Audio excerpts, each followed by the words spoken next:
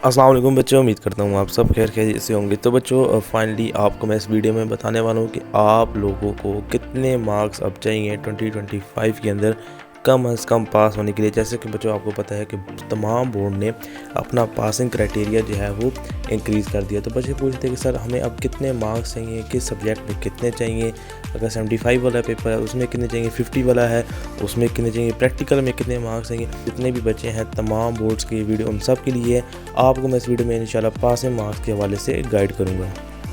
अभी हम बात करेंगे कि आपको कम अज़ कम कितने मार्क्स चाहिए पास होने के लिए तमाम बोर्ड्स के अंदर, चाहे वो पंजाब है, फेडरल है, या बलूचिस्तान बोर्ड है, या सिंध बोर्ड है, कोई भी बोर्ड है, आपको कम अज़ कम कितने मार्क्स चाहिए पास करने के लिए। तो बच्चों अगर आपका पेपर है थ्योरी का और आपका 75 नंबर का पेपर है तो आपको 30 नंबर लेने पड़ेंगे। अब बच्चों ये मैं आपको बता दूं कि 2025 के अंदर आपको 5% ग्रेस मार्क्स मिलेंगे, यानी अगर 30 वाला पास है 40% पे, तो आप अगर 26-27 नंबर लेंगे तो आपको 2-3 नंबर दे के पास कर दिया जाएगा। इसके बाद अगर आपका 50 नंबर का पेपर है बच्चों तो आपको 20 नंबर लेने ही पड़ेंगे पास होने के लिए, कम अज़ कम पास होने के लिए। इसके बाद अगर आपको 65 नंबर का पेपर है, 65 नंबर का पेपर है, तो आपको 26 मार्क्स चाहिए कम अज़ कम पास होने के लिए, जो कि एक अच्छा खासा मायने रखते हैं, यानी एक अच्छे खासे मार्क्स हैं 26 नंबर लेना 65 में से। इसके बाद अगर आप देखें तो अगर आपका 100 नंबर का पेपर है तो आपको 40 नंबर चाहिए कम अज़ कम उसको क्लियर करने के लिए या पास करने के लिए। अगर इसके बाद आपका 85 नंबर का पेपर है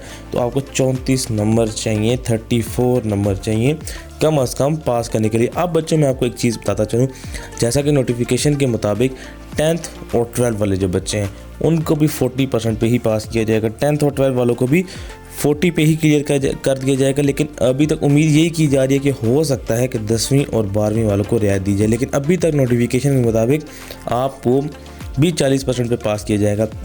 तो बच्चों देखें, अगर तो आप 9th के अंदर और फर्स्ट ईयर के अंदर जो 2024 में आपका रिज़ल्ट बना था वो तो 33 पे बना था, अगर आप 9वीं और 11वीं के अंदर भी 33 पे पास थे तो आपको 10th में उस 33 को भी 40 बनाना पड़ेगा, यानी आपको ज़्यादा मेहनत करनी पड़ेगी। अगर आपके 75 में से पहले 25 थे, 25 पे आप पास हो गए थे क्योंकि 33% था, अब आप उसको उस 25 को भी 26-27 करना पड़ेगा, यानी वो 2 नंबर भी आपको फालतू लेने पड़ेंगे, और 10वीं के अंदर भी आपको 40% लेना पड़ेगा। आई होप कि आप समझ रहे होंगे कि आपको 9-10 दोनों को मिला के 40 पे लेके आना पड़ेगा, तब ही आप पास होंगे।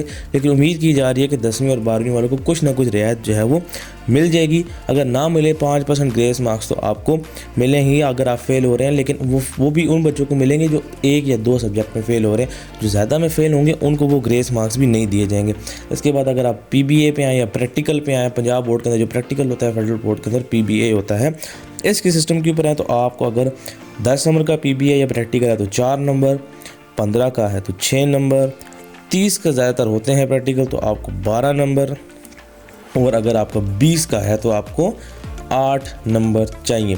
ठीक है बच्चों, अब देखें बच्चों, अब इसका ये था कि आपका देखें अब ये 10 में से 4 नंबर मिसाल के तौर पे आपको चाहिए थे ना, आपने 10 में से 3 ले लिए और आप पास थे 2024 के अंदर, लेकिन अब 2025 के अंदर आपको 10 में से 4 भी लेने हैं और पिछले वाले को भी क्लियर करना है, यानी उसका भी 1 नंबर आपको फालतू लेना है, यानी आपको 10 में से 5 लेने पड़ेंगे, तभी आपका पिछला 33 जो है वो 40% के बराबर होगा। तो आई होप कि आपको समझ आ गया होगा। फिर भी आपको कोई इशू है, व्हाट्सएप नंबर आपके सामने शो हो रहा है, आप हमसे रब्ता कर सकते हैं। मिलते हैं अगली वीडियो में, तब तक के लिए अल्लाह हाफिज़।